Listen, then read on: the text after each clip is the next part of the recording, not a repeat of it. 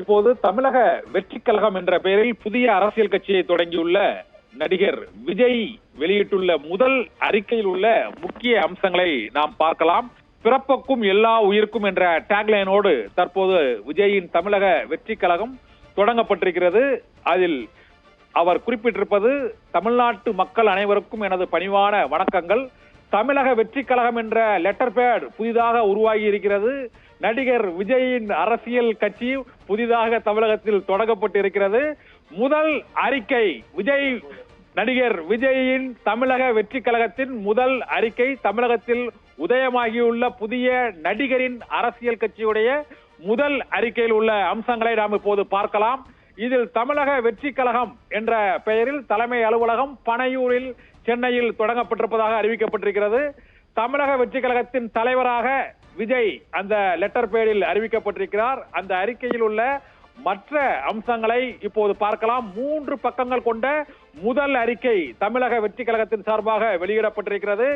விஜய் மக்கள் இயக்கம் பல வருடங்களாக தங்களால் இயன்ற வரையில் பல்வேறு மக்கள் நல திட்டங்களையும் சமூக சேவைகளையும் நிவாரண உதவிகளையும் செய்து வருவது நீங்கள் அனைவரும் அறிந்ததே என்று அந்த அறிக்கையில் குறிப்பிடப்பட்டிருக்கிறது.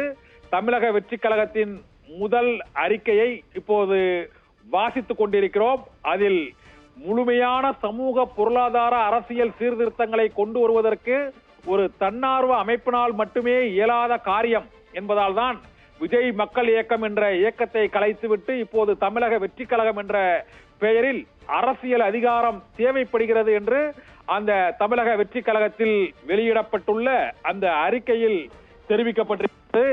மேலும் தற்போதைய அரசியல் சூழல் பற்றி நீங்கள் அனைவரும் அறிந்ததே. நிர்வாக சீர்கேடுகள், ஊழல் மலிந்த அரசியல் கலாச்சாரம் ஒருபுறம் என்றால், நம் மக்களை ஜாதி மத பேதங்கள் வாயிலாக பிளவுபடுத்த துடிக்கும் பிளவுவாத அரசியல் கலாச்சாரம் மறுபுறம் என்று இருபுறமும் நம் ஒற்றுமைக்கும் முன்னேற்றத்திற்குமான முட்டுக்கட்டைகள் நிறைந்துள்ளன என்றும் அவர் தெரிவித்திருக்கிறார்.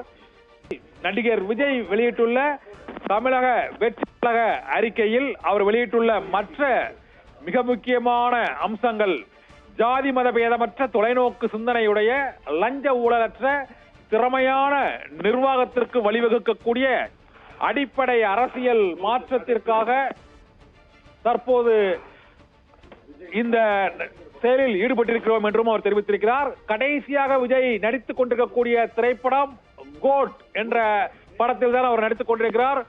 கோட் திரைப்படத்தில் அவர் நடித்து முடித்த பின்னர் முழுமையான அரசியல் இயக்கத்தில் அவர் ஈடுபடுவார் என்றும் தெரிகிறது.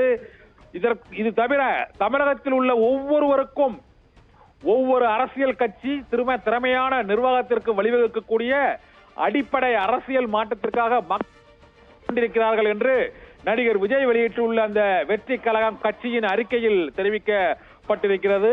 மிக முக்கியமாக அத்தகைய அரசியல் நம் இந்திய அரசியலமைப்பு சட்டத்திற்கு உட்பட்டு தமிழ்நாட்டின் மாநில உரிமைகள் சார்ந்து இந்த மண்ணுக்கேற்ற வகையில் பிறப்புக்கும் எல்லா உயிர்க்கும் பிறப்பால் அனைவரும் சமம் என்ற சமத்துவ கொள்கை பற்றுடையதாக எமது கட்சியின் கொள்கை வடிவமைக்கப்பட்டிருப்பதாக நடிகர் விஜய் வெளியிட்டுள்ள அறிக்கையில் தெரிவித்திருக்கிறார்.